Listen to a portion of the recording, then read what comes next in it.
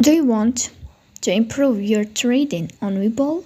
In this video, I will show you how to enable and use indicators on Webull step by step so you can make smarter trading decisions and analyze the markets like a pro.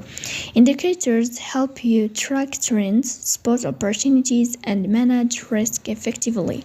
Essential tools for both beginners and experienced traders. So let's go to see how it works. The first thing you have to do is to go to your Webull app. Then in this page here, as you see, you will go to menu.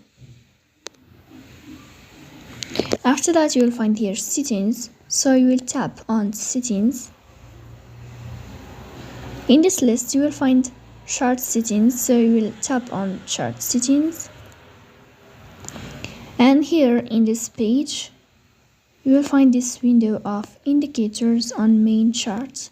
Stock detail page display indicators or indicators on main chart, and you click here to enable this feature as you see. So this is how to enable it in this app.